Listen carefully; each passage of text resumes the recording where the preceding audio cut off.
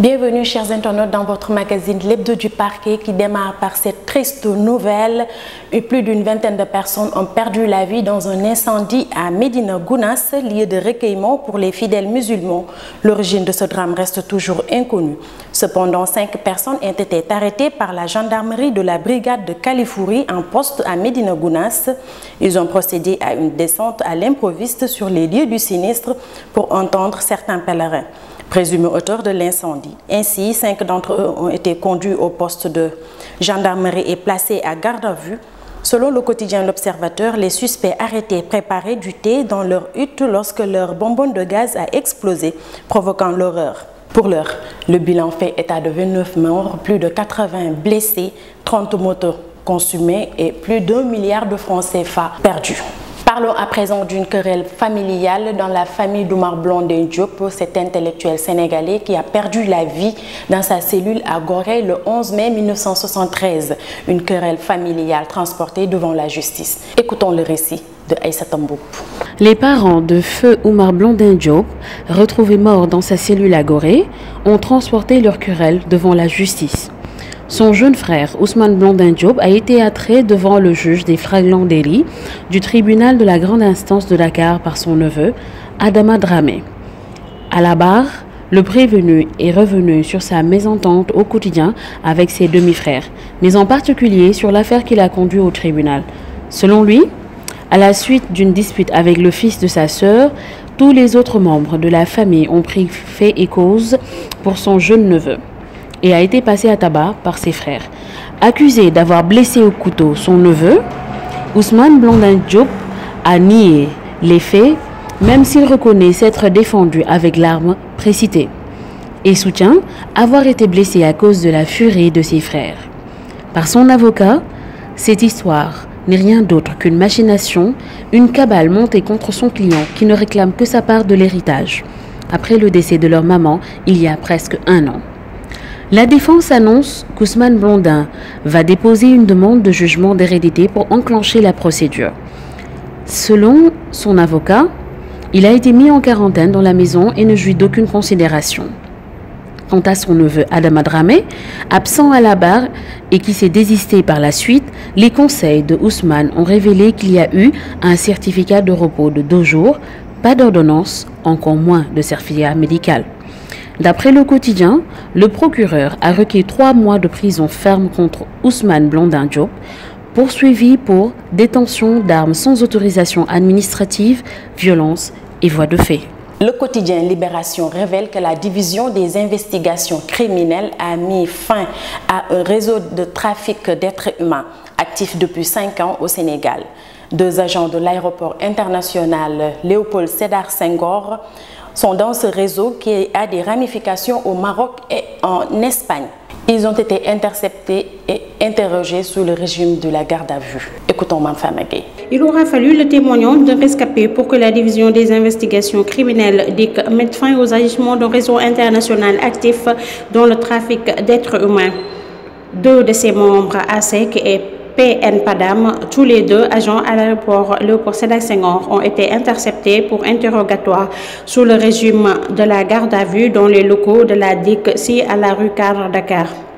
En effet, les candidats au voyage versaient aux membres du réseau la somme de 2 millions de francs pour espérer rejoindre l'Espagne. C'est ainsi que du Sénégal, il embarquait dans un avion pour le Maroc avant d'être mis dans des Zodiacs pour la traversée en direction de l'Espagne.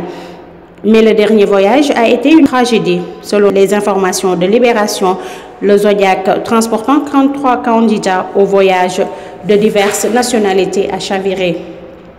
3 Sénégalais sont morts sur le coup, dont le nommé Adiko. C'est d'ailleurs le père de ce dernier qui a alerté les enquêteurs qui ont pu retrouver sur ces indications un des rescapés du drame qui, à leur tour, comptait sa mésaventure avant de donner le nom des 2 membres du réseau qui sont sous le coup d'une procédure pour association de malfaiteurs, trafic d'êtres humains et homicide involontaire. À noter que le réseau était actif depuis 5 ans. Affaire Lamantin Beach, Maître Ciré Clédor Ly plaide pour la publication de mémorandum conformément aux souhaits de son client Bertrand Tully. Sarah Tanyal. Un client est responsable de son affaire, a-t-il déclaré dans un entretien avec Vox Populi paru ce lundi. Nous ne faisons que l'assister ou le défendre lorsque la loi le permet. Donc si le client estime qu'il doit divulguer un mémorandum, l'avocat ne peut pas non seulement s'y opposer, mais il n'a pas le droit de lui interdire de le faire, explique maître Clédor Ly. L'avocat estime qu'il faut aborder l'affaire Luc Nicolaï, la défense sur le plan de la bonne administration de la justice, et à ce titre, il y a des choses pour lesquelles il y a lieu de se plaindre, notamment la violation du principe pour chaque justiciable de voir son affaire être traitée dans des délais raisonnables. Pas seulement en matière de détention, mais dans toutes les matières. Pour Maître Ly, Bertrand Touly a été l'objet d'un complot. Mais les choses ont permis de crever ce complot. Il était en détention, il a été meurtri. L'avocat de poursuivre. Là, le mandat d'arrêt décerné contre Luc Nicolaï devait être exécuté, mais on ne l'a jamais exécuté. On est allé en cassation, l'affaire a été naturellement cassée. Cela veut dire que c'est une sorte de rebelote. La peine qu'il avait été prononcée, pour laquelle il avait la libération conditionnelle, recommençait à courir jusqu'à ce que la Cour suprême statue. Pourquoi alors ? Parce qu'il en avait tous les moyens, le mandat d'arrêt n'a pas été exécuté. De l'avis de maître Ciré Clédor Ly, il y a rupture de l'égalité des citoyens devant la loi. Et jusqu'à présent, on ne sait pas quand la Cour d'appel aura encore à statuer après cassation. L'exécutif a eu à faire une intrusion dans le camp de la justice qui n'avait pas encore fini son œuvre. En définitive, c'est une malgouvernance juridique. Cela est extrêmement grave. Bertrand Touly n'est pas la seule victime de cette façon de fonctionner de notre système judiciaire. Tout cela nous interpelle. Il ajoute, nous sommes dans un pays où tout le monde souhaiterait être sûr et convaincu que lorsqu'il a un droit, ce droit, on le lui rendra. Ou bien sûr que quand on fera un tort à quelqu'un, que ce tort, on le paiera. On a l'impression que certains ont des privilèges. Le juge du deuxième cabinet, Liakham Leye, a accédé à la demande des avocats de la défense et a ordonné l'ouverture de tous les scellés. Les conseils de Thione Ballago Seck l'avaient sollicité pour se faire une idée sur le montant de l'argent falsifié. Les scellés qui se trouvaient au niveau de la greffe ont été amenés au juge qui les a finalement ouverts. Seulement, il s'agissait d'échantillons.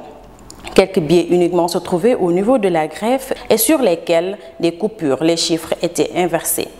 En lieu et place, 5 000 francs par exemple, il est écrit 305. Le juge Liakham Leye a ordonné qu'on lui ramène tous les scellés. L'argent avait été saisi par la section de recherche de la gendarmerie. Pour rappel, Thione Seck bénéficie d'un contrôle judiciaire et accusé de trafic de faux billets, blanchiment d'argent, entre autres. Une information de Sénéweb.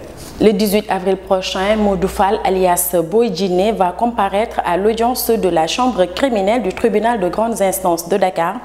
Le célèbre fugitif qui faisait l'objet de plusieurs procédures d'information à Dakar et à Diourbel doit être jugé pour des faits de vol aggravés survenus en 2009. Chers internautes, c'était tout pour les informations judiciaires de la semaine. Merci de nous avoir prêté attention.